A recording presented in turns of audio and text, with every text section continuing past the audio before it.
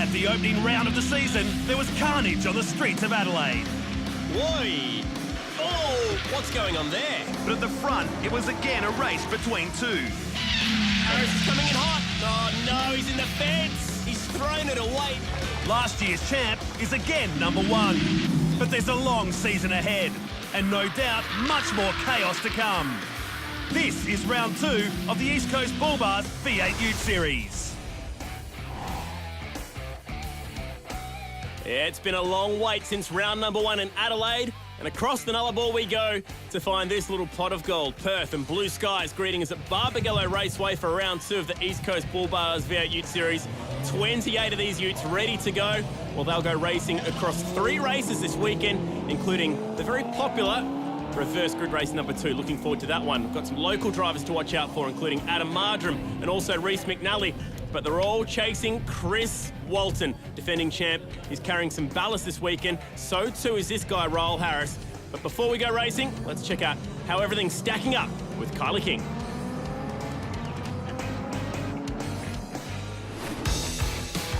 The season opener in Adelaide showcased just how much these drivers play for keeps in the hunt for race wins and championship glory. Craig Dontis and Reece McNally among those who raced hard, neither of them backing off, Dontis coming off second best in this impact. Someone's going to be eating concrete here. I don't think it's going to happen. Neither boy is going to lift, and it puts Dontis in the fence. I think Reece would say, I should have backed off, and I say, Reece should have backed off. We were kind to each other going in. It was just on the exit. We probably didn't look after each other enough, and it would have been good for TV if we got through too wide and fought on, and that's what I was thinking. But at the end of the day, these things happen. We're pushing hard, and we'll press on for Perth. It's one of those things, you know, I'm never out there to put anybody in the wall, but at the same time, if you go too wide through turn 8, it's never going to work. So quite easily could have been me. Unfortunately, it happened. You know, I don't intentionally do that to people, but at the same time, if you put yourself in those positions, I think it's a bit of a risk you have to take. Sometimes it works, sometimes it doesn't. This category always produces hard luck stories. Cameron Wilson left with nowhere to go when Jared McLeod's windscreen flicked up. The Adelaide round also produced a controversial collision. Jeff Fain suspended from all CAMS events until the end of the year after this hit on Bruce Oakland's. In the battle for the round win, Raul Harris and Chris Walton traded blows all weekend until a rare mistake from Harris put Walton in front, effectively handing him victory. Oh no, he's in the fence. Just went in a little bit too hard and obviously slid wide and let Chris through. But we've chased him down, set a new lap record. So we've got plenty of speed this year. Matt Stone Racing, they prep the car so well. So it's just about, you know, it's early days. We've got 7 rounds left. So October's when it starts getting serious, and hopefully we're still at the front by then. The Harris-Walton rivalry looks set to continue in Perth. Perhaps Walton will have the upper hand after winning 2 out of 3 races last year to claim the round win here.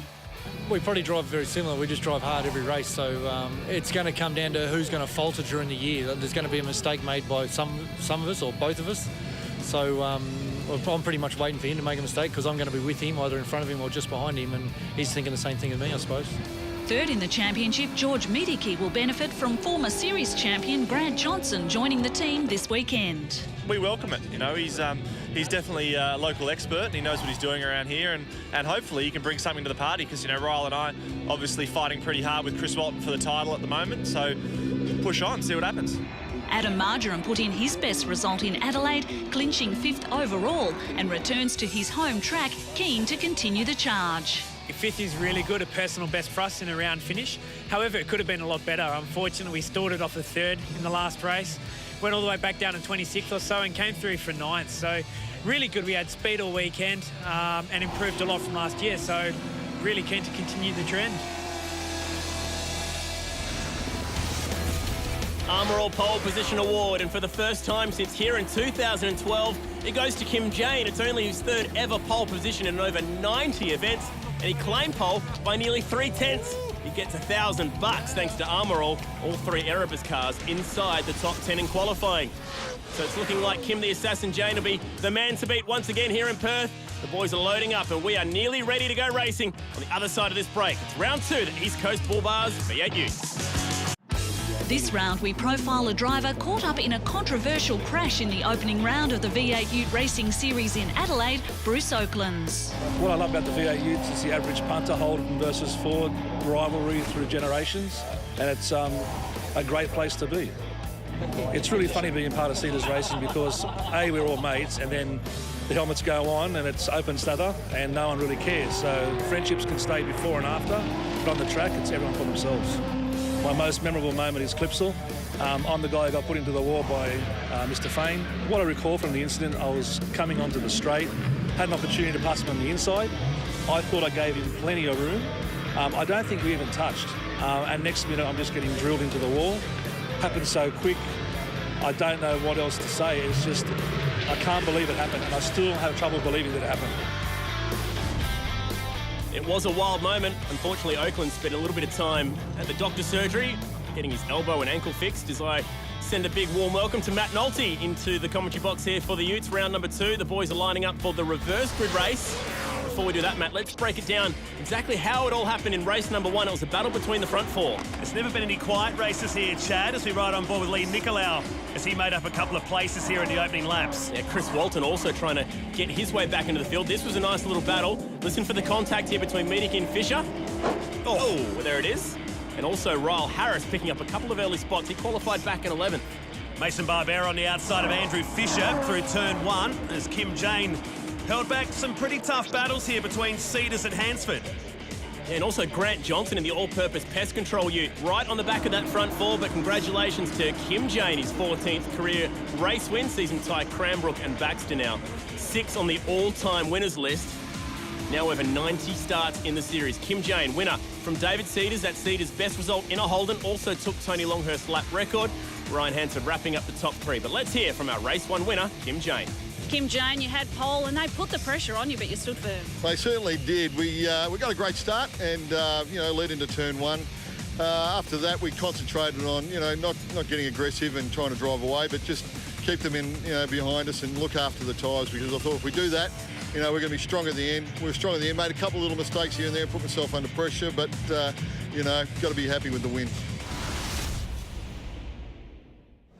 Kim Jane's first win since Darwin last year, the reverse grid race, and now it is time for the reverse grid race. And how about this, Matt? Mason Barbera, 17 years old, the youngest driver in the field, off pole position.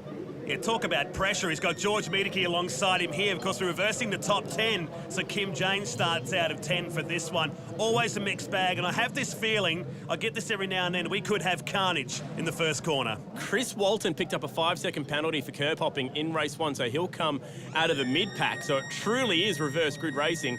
Also some fast guys towards the back, like Charlie Kovacs, and also Adam Beachy, one to watch. He was quite good at the first round in Adelaide. The green flag waves. It's time to go racing here at Barbagallo Raceway. The reverse grid race. Mason Barbera on the left-hand side needs to get away. Horribly nervous about him stalling on the grid like we saw Adam Marjoram do in Adelaide. And outside him, George Miedeke, set to go racing here in Perth. He's ticked the first box, a nice clean start. And Barbera looking across to Miedeke, squeezing over a little bit too far there. Oh, they make contact, and the ISEC Ute slides out wide. And this also puts McNally up the inside. He'll pick up 1 or 2 spots. Actually goes to the lead. I think Barbera's got a problem.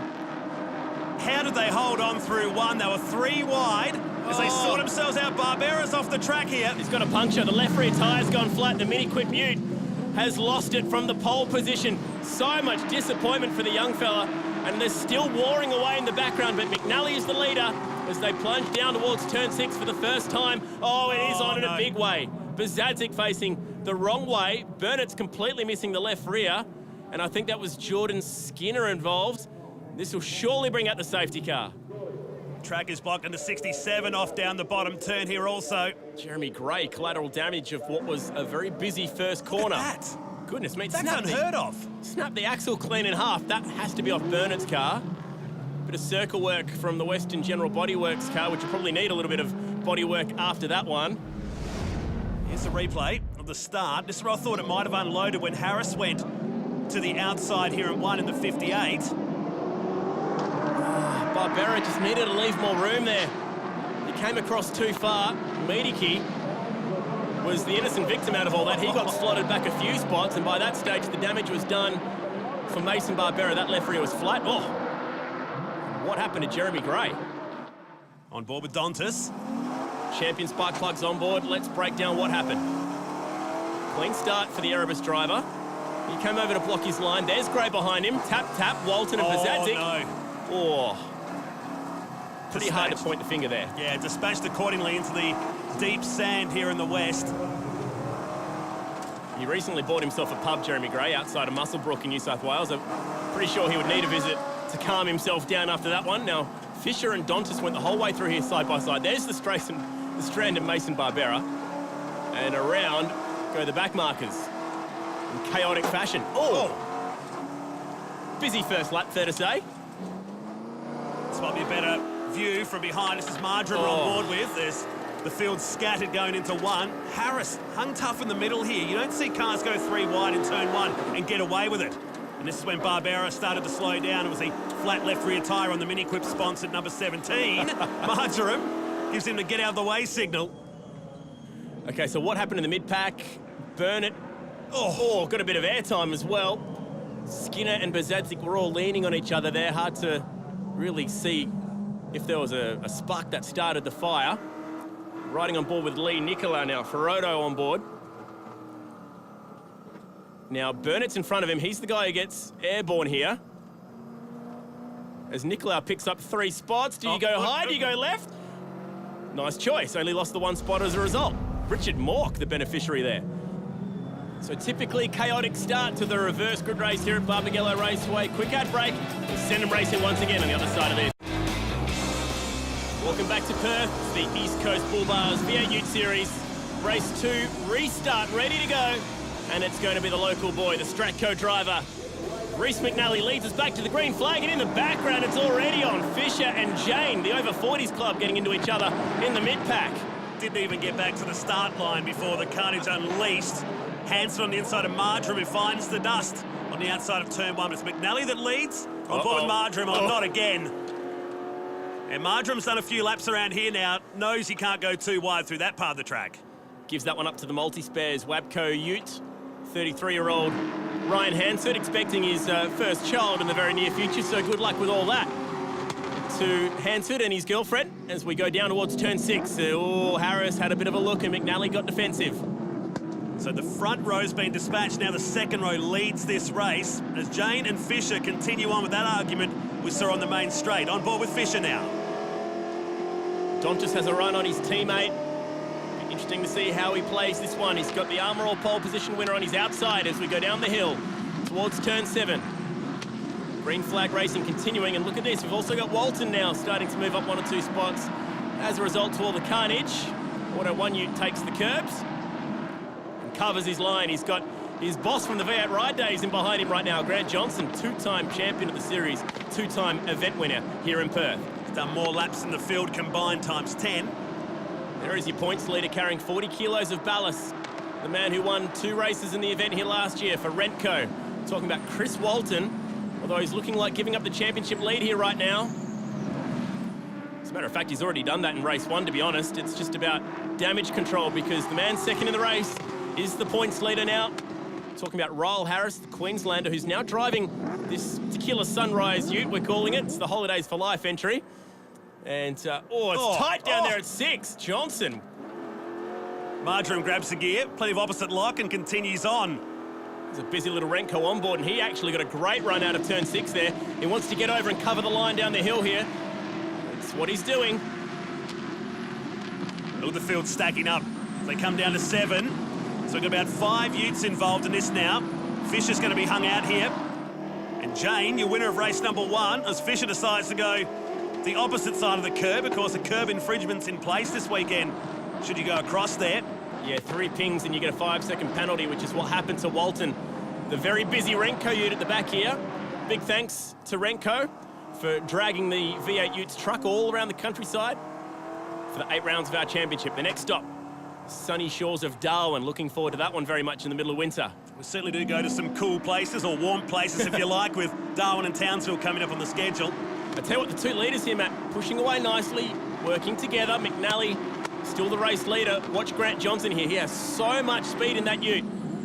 Oh, up the inside, he's just going to make that one work. That Ute has won 8 out of the last 16 races in the series. Roll Harris has stepped out of it. Now Grant Johnson back in for what's looking like being a one-show-only sort of deal. And look at this from Cedars up the inside. Driving defensively. You don't want to give too much more space across there. He's going to lose the run down here into 7. As Dontas fences a shot on the inside of Jane as Fisher does the same to him. This is great racing in race 2. And Dontas pushed off the track there. Hasn't been a great start to the year for Fisher as we ride on board with him. Yokohama on board, and he's got Walton all over the back of him as well. Just the one top 10 finish so far this season for Andrew Fisher. That came in race 3 on the streets of Adelaide. He's now doing that operation all in-house. He's left the Cedars racing team, based south of Sydney. He's also got a few stops locally after this race meeting. A couple of school appearances, doing his life choices speeches. Talking to high school students, he sees about 30 to 40,000 kids throughout the year giving them lectures, all off his own back, I might add. On the race for the lead is on. Challenge is on, and they've just rubbed slightly here, McNally. So that was the first real sign that Harris looks racy here in the 58. But he's given up a little bit of speed as a result of that. The gap opens back up. By the way, Matt, 2 minutes 30 remaining in the race due to that safety car. It was scheduled to be a 14-lap race.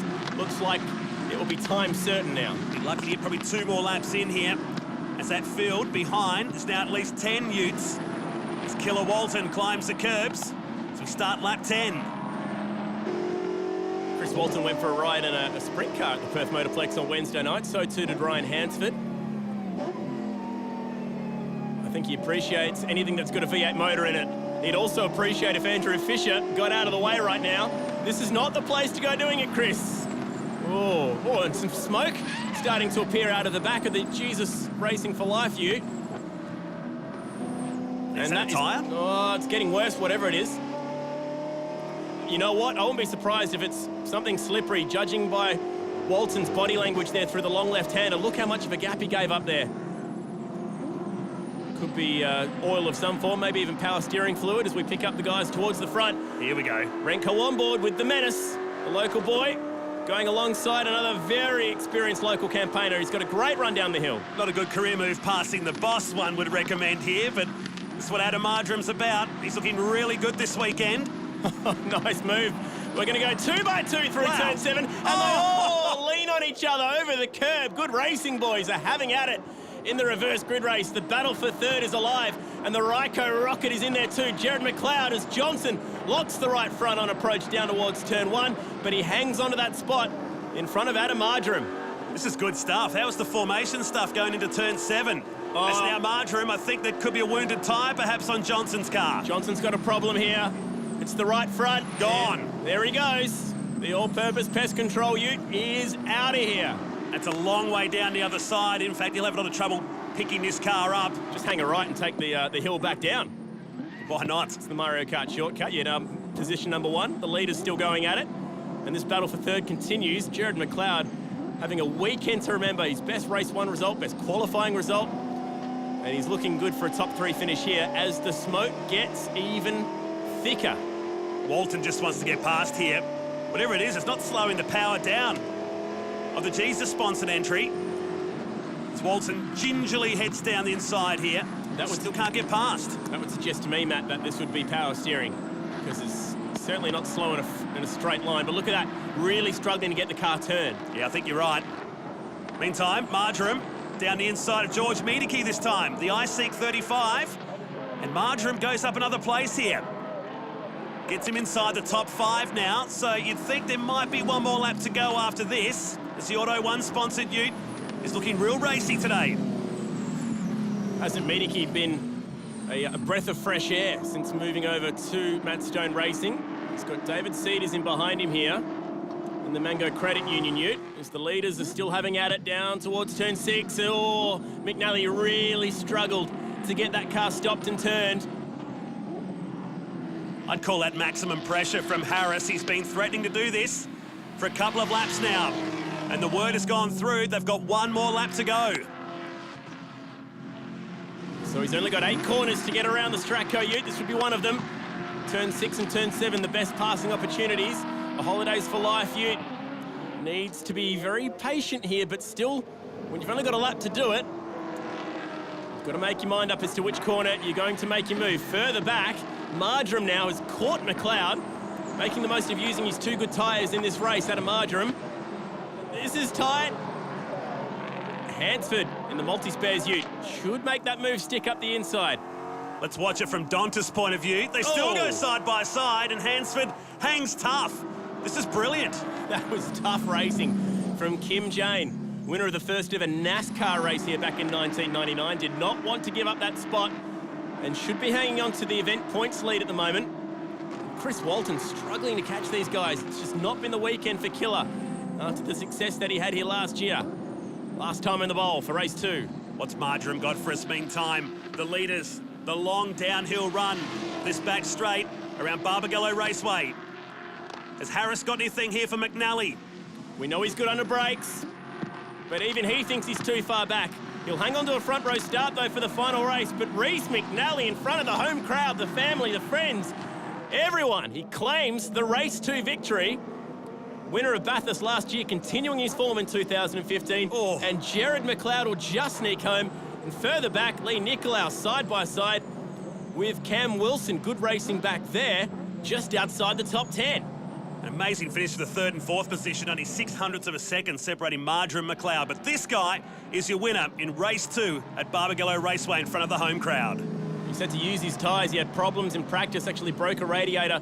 They spent all their tyres in qualifying, but it doesn't matter right now. That will take him to 2nd in the points in terms of the championship. Raul Harris home for 2nd there, pushed him the whole way. Killer just snuck inside the top 10. Let's hear from our winner. Reece, that had a bit of everything. You even had Raul Harris hot on your heels, but well done. Yeah, definitely. Raul kept me honest. I think our cars were faster in different parts of the track, but to get the win's absolutely awesome. Obviously, it's my home event. We had a not quite the start to the weekend we would have liked. We struggled a little bit with our setup and a few tyre issues, so to get a win's a great step forward, and looking forward to tomorrow. Well, here we'll have pole position for the final race of the weekend. We're going to go off to an ad break, but you don't want to miss the final race. 7 drivers in contention for the round win.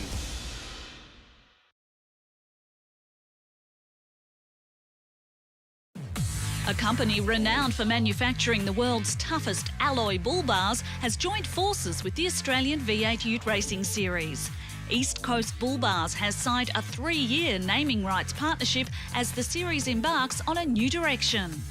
With the move to the SUV Ute next year with the Holden Colorado style or Ford Ranger style of vehicle, obviously that's our customer.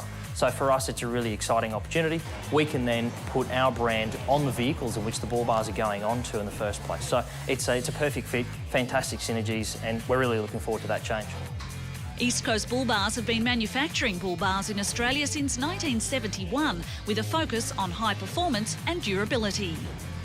So for us, it's a formula that we've perfected over the last 40 years. It's come to a signature DNA where we have the maximum strength possible from design and also the materials that we use being high tensile alloy. The end result is a product that is really built to work, it's really built to perform. It's an alloy bull bar that really does its job. The V8 Ute Racing Series is pleased to welcome another significant Australian brand to the category.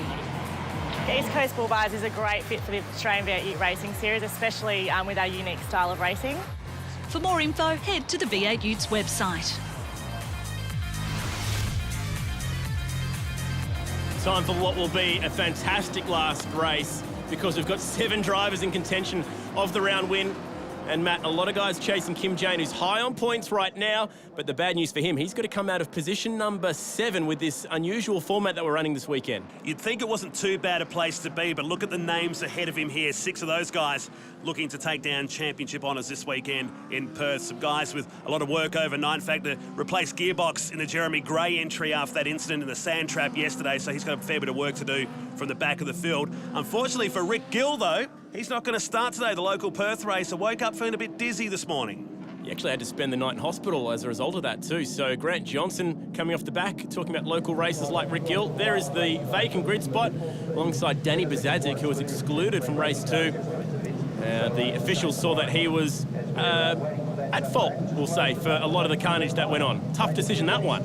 Final race for the weekend, and it's McNally and Harris on the front row together. We believe that they have the worst tyres out of the front pack, so this should be very interesting. There's a stall at the back, but everyone gets around him.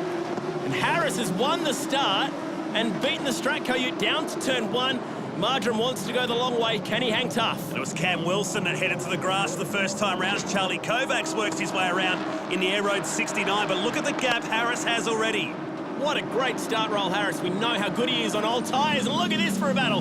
Hansford right up behind Jane, pushing him around the corner.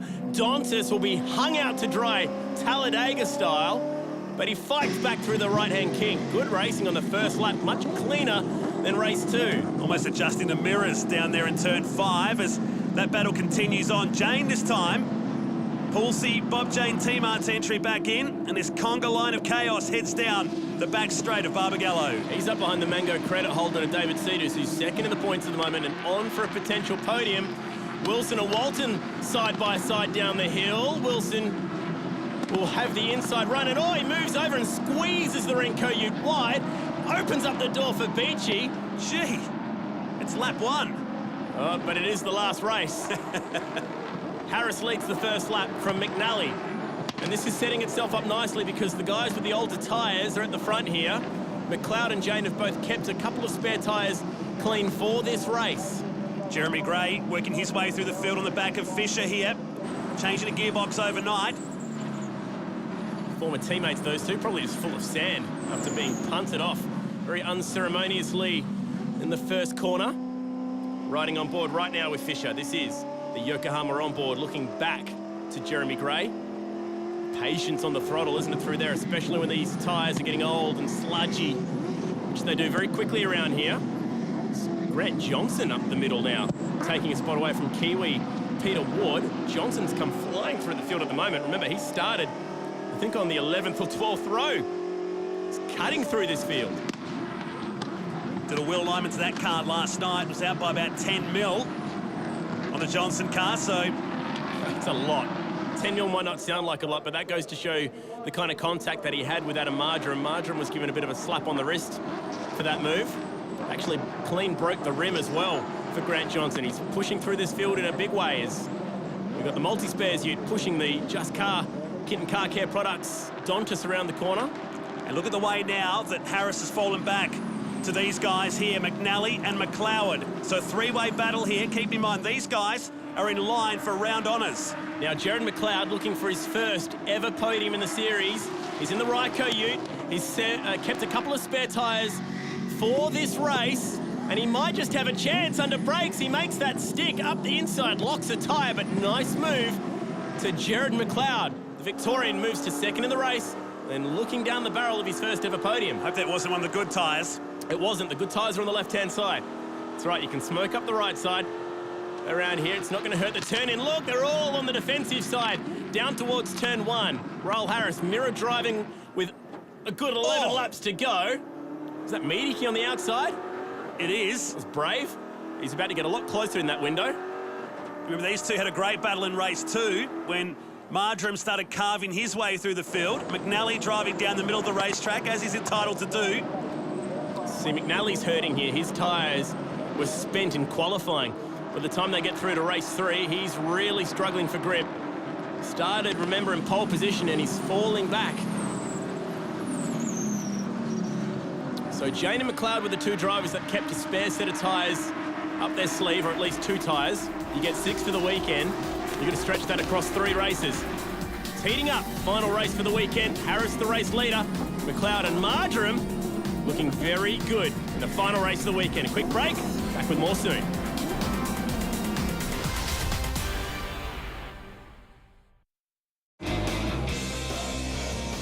Welcome back to the west side in WA.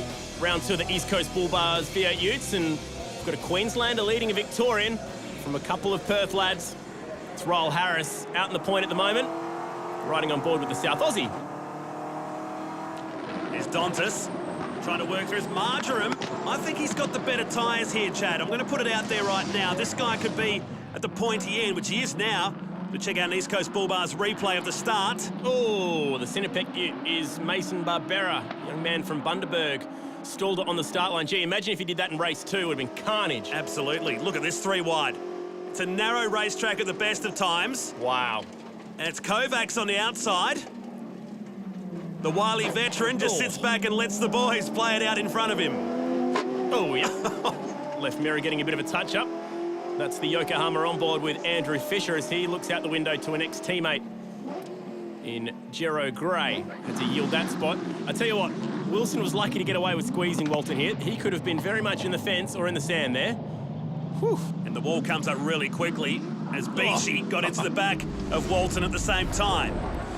Back to live shots now as Marjoram is on the back of McLeod. I reckon McLeod maybe just got a bit too aggressive here with his tyre pressures because he was flying through the field in the earlier laps, but he looks to have just lost that early momentum. And Marjoram, who used his 2 good tyres in the reverse grid race, has probably looked after him quite nicely and still has a lot of car speed to go on with here. And there's no doubt that Harris has used everything he's got up until this point. Lock of the brake for Harris. This is smoke signals to everyone behind that this guy might be in tyre troubles now. McLeod gets all sorts of out of shape. Down the basin here at turn 6. That was Jared seeing a gap. He thought I might have half a chance, and he just got a little bit too aggressive on the right pedal. Lit up those rears as a result. And look at Harris. He has put that ute in the middle of the racetrack. That's John Bow-esque driving. No one's getting around the Holidays for Life ute, at least not easily. It's good run out of the last corner. Marjoram, McLeod caught napping, is going to lose second position here.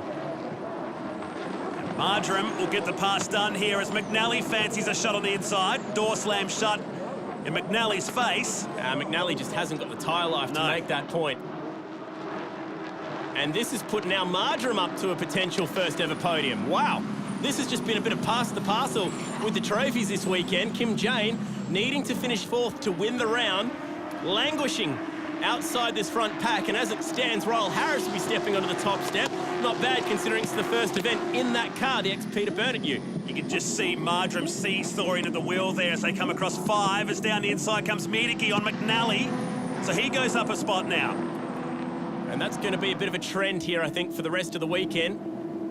And that's good news for Cedars, because he might be the beneficiary of this little battle. These guys inside the top 5 in the points, McNally and Miedeke.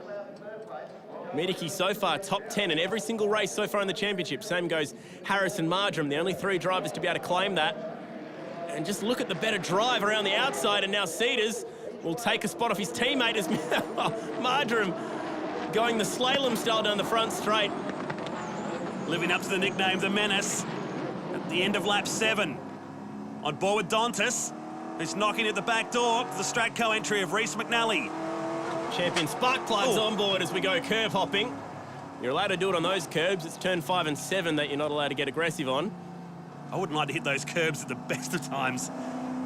Great weekend for all 3 Erebus drivers qualifying inside the top 10, including Kim Jane taking out that Armour All Pole Position Award. There is the Bob Janes T-Marts, Altenzo, Sharkbait, many sponsors on that ute. Sitting behind the pack there as Hansard picks up that spot now of Dontis on the dirty side of the racetrack. The Just Car Insurance ute's not going to get much drive out there. So we ride back on board. Champion spark plugs on board as he looks over to the left mirror. It'll be busy out there. But straight away, Hansford goes on a defensive. So we've got some 2-wide action happening with Jane, the pole sitter, his first one since Darwin. And Grant Johnson, the evergreen Grant Johnson, has just gone around Kim Jane, who started at a position number 7. Incredible, he's still got it. Oh, patience on the throttle there, Adam. So maybe his tyres aren't as good as what I thought they were. Maybe he's just getting a little bit too lead-footed there, starting to lose patience with being held up by the race leader. I mean, he would just gap the field if he could get around him. But that is a big if right now. It's Johnson going the long way around turn 4, and that is a long way. Let me tell you, that is one of the longest corners we go to anywhere in the country. Gets relegated back behind Kim Jane, and Cam Wilson along for the ride with those guys. Stayed out of trouble this week in Cam Wilson, which is good news. Johnson now goes to the inside of Kim Jane. Wilson with another casual 20 grand fixed job after Adelaide, after that nasty crash we saw earlier with Jared McLeod. If there was passing points for cars right now, Johnson would be the round winner. After coming from near back of the field is alongside Kim Jane, and will have the better drive in the turns. He slides the all-purpose pest control ute up onto the curbs. And another place up is Marjoram. is still Morse coding the back of Ryle Harris here. He changed tact about 3 or 4 times then, Adam Marjoram. He just couldn't quite make up his mind where he wanted to put the Auto 1 Ute. He's got so much speed, like a dog chasing his tail down there in second spot at the moment. He just cannot get around the 2-time champ, Ryle Harris. Harris on the podium here, 4 out of the 5 years we've gone racing. Just cannot get to the top step. Today looks to be the day for Ryle Harris. Oh, there's that curb at 5. This will be Marjoram's best result if he can hold on to this position. In V8 Utes racing in front of the local fans. He's been up the promotional trail in the past couple of weeks as Johnson takes Jane down the inside past Dontis. You can almost hear the reversing beacon aboard the Just Car Insurance entry. Oh, you can also hear the rev limiter, as that was saying a big warm welcome to 4th gear. Stop, you're hurting me. Wilson getting a little bit taily, trying to get around Dontis now as well. It's a long line of Utes, 10 strong. The train continues down the front straight. They all fan out. We're going to duck off to an ad break. You do not want to miss how this one is going to play out. Ryle Harris is just hanging on to the lead, but will he keep it all the way to the flag? We'll find out soon.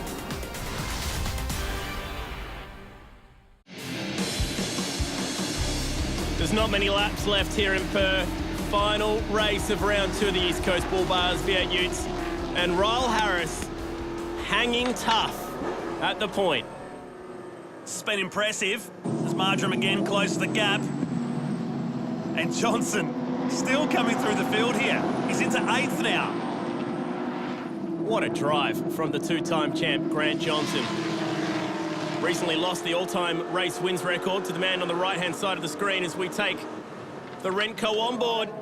He's going to go the long way. If you can hang tough there, you're a chance, but he's too worried about losing second spot. That's why he bounces off the curb, decides to abort the move. So Harris knows he's there. He continues to lead this race, and now there's at least 4 Utes battling for the race win here. And the round win, don't forget. There's a lot at stake. David Cedars on for his best week and actually might be able to snare himself a podium here. If he can just stay out of trouble, the 3rd step beckons for the Mango Credit Ute. His first time on the podium in a Holden. He's been trialling a couple of new suspension components, which they're looking to place into all the Commodores for the remainder of the season. Dontis still falling back as Cam Wilson has a go down at turn 6. Been plenty of passing this weekend, and while the new format might not be necessarily fair, I mean, we're looking at the first time since Sydney in 2013 that we've had 3 different race winners across the weekend. There was 7 guys fighting for the round victory. You cannot tell me that this isn't entertaining. I like the new format. And promotes exciting racing, and that's what we come here to see in the East Coast Bull Bar Series as Hansford goes down the inside of Johnson. Like Johnson had him momentarily, and I think he might have him by the end of this lap as Hansford drives defensively on this main straight. 2 to go.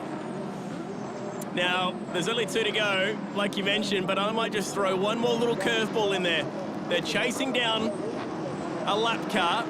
It's Warwick Spooner in the Denani Hotshots Ute. His first race in 6 years. He's fallen off the back of the pack, and I hope that he's looking in his mirrors right now because here come the leaders.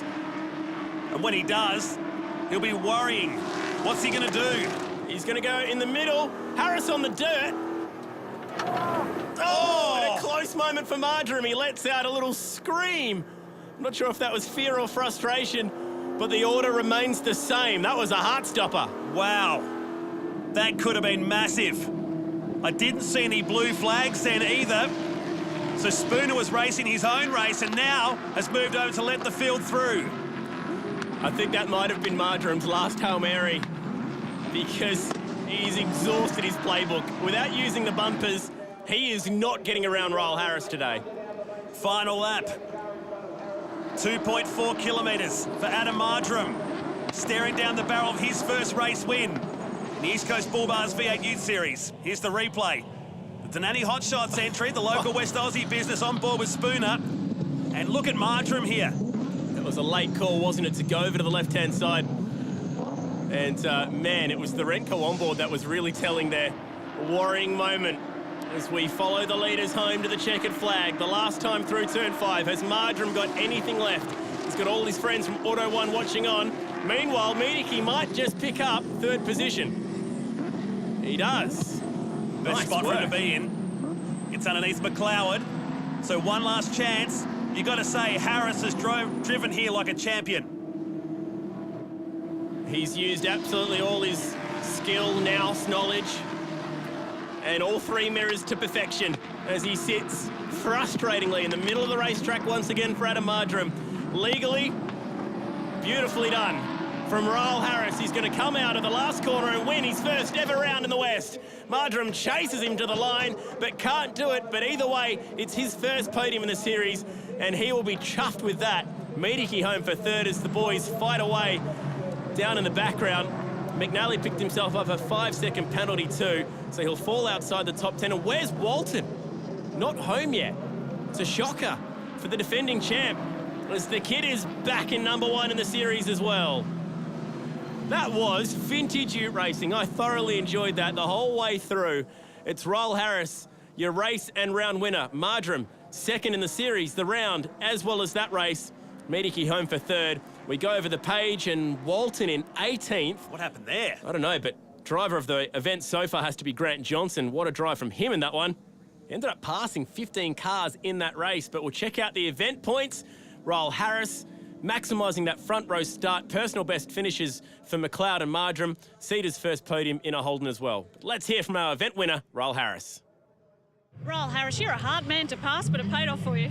Yeah, I had to play the defensive game pretty much from the first corner. First lap, I flat spotted the tyre really bad and a bit dirty myself, but, you know, when I won, I've pretty much got the widest ute in Australia, but, you know, I'm really happy for Adam to get his first podium at his home track, and, you know, a lot of pressure from all the Holden guys here. The extra 40 kilos we're carrying, you know, certainly you feel it up the hill, but, you know, I want to carry the 40 for the whole year because I want to lead the championship for the whole year. So, you know, Matt Stone Racing, the car was awesome all weekend. Time to check out the DBA Hard Breaker Award. It goes to Adam Beachy for his effort in race 2, climbing from 28th to 13th.